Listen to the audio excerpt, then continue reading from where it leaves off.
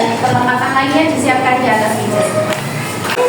Untuk memulai pembelajaran pada pagi hari ini, kita mulai dengan membaca doa bersama agar pembelajaran dapat berjalan dengan lancar dan kita semua mendapat ilmu yang bermanfaat. Silakan ketua kelas untuk dibimbing berdoa. Bismillahirrahmanirrahim. Rabbi zidni ilma warzuqni fahma. Amin. Anak-anak, kita hidup di era modern yang apa-apanya itu bisa bisa menggunakan apa? Teknologi. Belanja bisa lewat HP. Kita mau belajar bisa lewat HP. Gunakan HP untuk apa? Belajar, pinter. Kalian bisa menggunakan apa saja untuk belajar? Internetannya kemana biasanya kalau belajar? Dimanfaatkan. Apalagi ketika ya pinter YouTube, kamu cari saja di YouTube misalkan kisah Nabi Muhammad, ada nggak? Jangan digunakan untuk hal-hal yang negatif. Baik anak-anak, sebelum mulai pembelajaran, guru mau tanya. Di sini siapa yang belum pernah melakukan dosa? Ada? Kesalahan apa yang pernah kalian lakukan? Apa? Berkata kasar sama siapa? Oh, sudah berkata kasar sama teman pagi tadi. Kamu berkata kasar sama siapa? Sama Zaki. Sudah minta maaf belum? Sudah. Sudah Mas Zaki? Dimaafkan? Mana Mas? Selalu minta maaf ke teman? Tapi minta maaf ya, tadi pagi aku udah agak kasar kepadamu. Ya. Oke gitu ya, pinter. Itu adalah bentuk atau cara kita meminta maaf kepada teman. Nah sekarang kalau dosa atau kesalahan yang kita lakukan kepada Allah, contohnya apa? Meninggalkan sholat 5 waktu. Maka meminta maafnya seperti apa ya? Apa Mas Adi? Dengan cara berdoa, lalu bertaubat, pintar. Betul sekali. Ketika kita melakukan satu kesalahan atau dosa kepada Allah Subhanahu wa Ta'ala, kita dapat meminta maaf dengan cara berdoa dan bertaubat. Nah ini ada hubungannya dengan materi kita pada hari ini, yaitu apa? Allah Subhanahu wa Ta'ala Maha segalanya.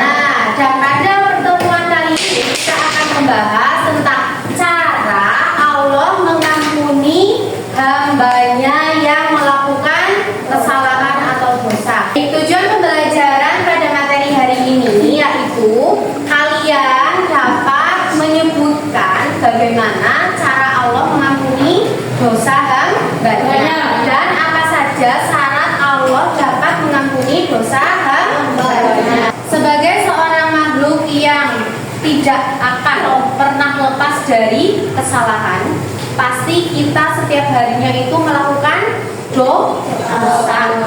Walaupun dosa itu seringkali kita tidak sadari, atau mungkin bahkan kita sadari tapi kita melakukannya berkali-kali. Kita harus selalu introspeksi diri ya. Pasti setiap harinya kita itu melakukan kesalahan atau dosa. Nah, apakah Allah Subhanahu wa Ta'ala itu dapat mengampuni kesalahan-kesalahan kita yang banyak sekali itu?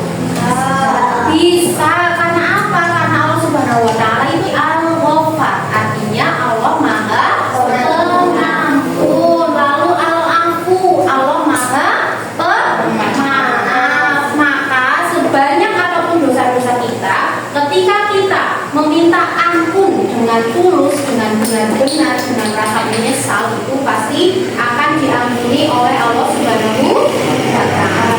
Selanjutnya, bagaimana sih cara Allah agar dapat mengampuni dosa-dosa kita? Coba yang pertama dibaca. Bertaubat dengan Bertobat dengan sungguh-sungguh. Ya.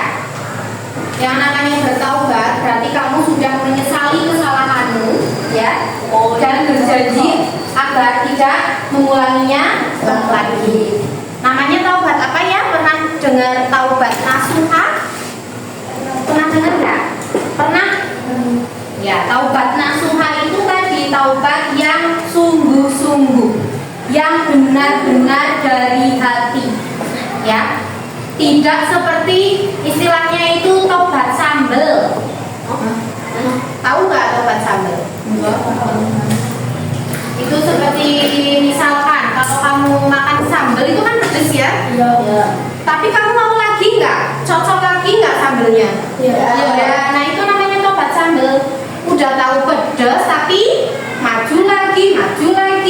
Katanya pedes, kalau pedes itu udah stop minum, ya nggak?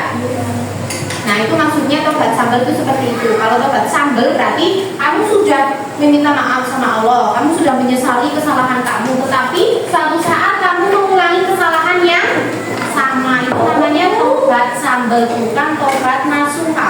Kalau tobat nasuha tadi apa? Ketika kamu sudah bertobat kepada Allah, maka kamu benar-benar menyesali perbuatan dosamu dan berjanji tidak akan mengulanginya lagi. Itu ya, mudah? Paham? Setelah kalian mendengarkan penjelasan Bu Guru, maka selanjutnya Bu Guru akan memberi tugas kepada kalian. Di sini Bu Guru sudah menyediakan 3 sumber belajar untuk kalian, ya. Yang pertama ada video, yang kedua ada rekaman, ya, dan yang ketiga ada kartu untuk disusun, ya. Dan selanjutnya Bu Guru memberi kebebasan kalian untuk memilih kalian mau belajar menggunakan video atau rekaman atau kartu yang disusun. Yang memilih video silakan kalian membentuk kelompok di sini, ya. Yang memilih dengan video. Yang memilih dengan rekaman atau audio silakan kalian membentuk kelompok di sini di tengah. Dan yang memilih kartu, menyusun kartu, silakan kalian membentuk kelompok di sini. Silakan berkelompok. Nanti tugasnya bisa dikumpulkan dalam bentuk apa saja. Misalkan kamu mau dalam bentuk poster, boleh. Misalkan dalam bentuk peta konsep, boleh. Atau dengan bermain peran di depan atau mempraktikkan sesuatu itu juga boleh. Bu Guru akan membagikan lembar kerja kelompok untuk dikerjakan berdasarkan dengan apa yang kalian amati.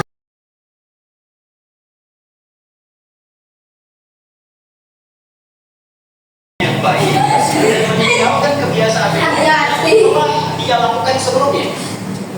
Oleh karena itu, para ulama, satu, kalau ada orang yang Tentu saja Tuhan itu maha luas pengampunannya dan pintu taubat akan terbuka bagi siapa saja yang berusaha mengetupnya.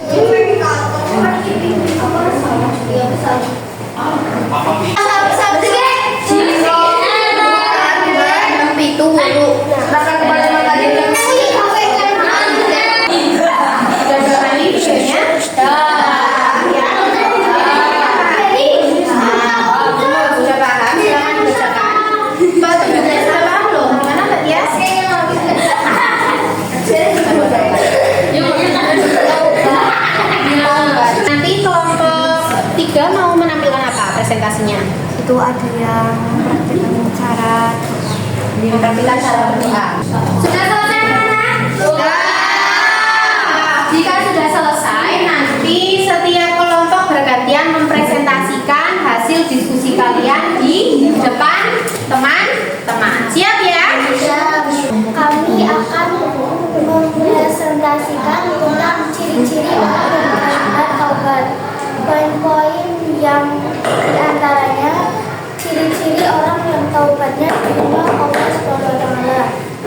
1. Menyegerakan taubat tidak ditunda. Selanjutnya dari kelompok 2, silakan disampaikan hasil diskusinya. Pertama tentang kisah lelaki yang membunuh 100 orang kemudian bertaubat. Cara Allah Subhanahu wa Ta'ala mengampuni hambanya. 1. Menyesali perbuatan. Selanjutnya kelompok 3, silakan menyampaikan hasil diskusi kelompok kalian.